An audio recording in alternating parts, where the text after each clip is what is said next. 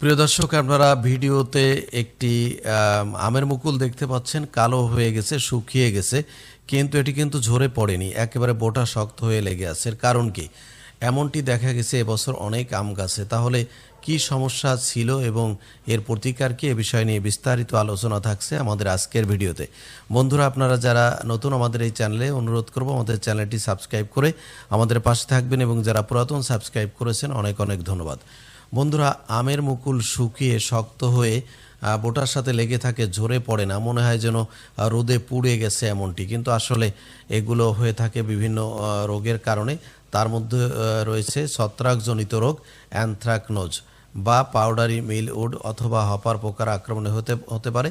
Hopper পোকা বা এই ধরনের পোকাগুলো আক্রমণ করে মুকুলের রস শুষে নেয় এবং সেটা পরে শুকিয়ে সাদাটে হয়ে যায় বা কালো হয়ে একেবারে বোটার সাথে শক্ত হয়ে আটকে থাকে। এর আরও কতগুলো কারণ রয়েছে। অনার্দ্রতা, অর্থাৎ মাটি ভিজে না থাকা, হালকা বৃষ্টির কারণে হতে পারে। অনেক সময় কালো হয়ে পুড়ে যাওয়ার মতো শুকিয়ে যায়। আবার মুকুলে সাদা গুঁড়োর মতো আস্তরণ পড়ে এবং ফুল ফোটার আগেই শুকিয়ে যায়। হপার পোকা মুকুলের রস শুষে নেয়, ফলে মুকুল শুকিয়ে যায় কিন্তু ডাল থেকে পড়ে না। হঠাৎ তাপমাত্রা পরিবর্তন, অতিরিক্ত খরা বা সঠিক পুষ্টির অভাবেও মুকুল শুকিয়ে যেতে পারে। তো এই সকলের হাত থেকে আপনি কিভাবে আপনার আমের মুকুলকে রক্ষা করবেন? আসলে এটা ঘটে গেলে তারপর কিছু করার থাকে না।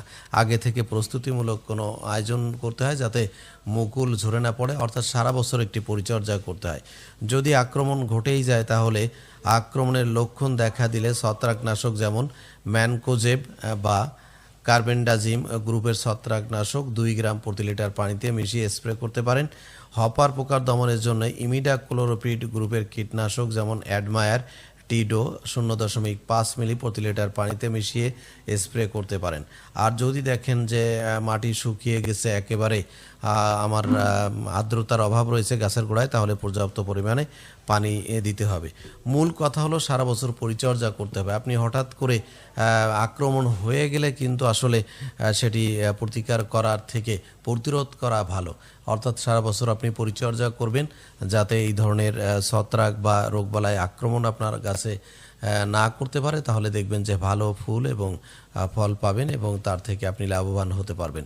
বন্ধুরা, আমাদের ভিডিওটি যদি ভালো লেগে থাকে তাহলে অনুরোধ করব আমাদের ভিডিওটি সাবস্ক্রাইব করে আমাদের পাশে থাকার জন্য, এবং আমাদের ভিডিওটি লাইক কমেন্ট করতে ভুলবেন না। সকলকে অনেক অনেক ধন্যবাদ।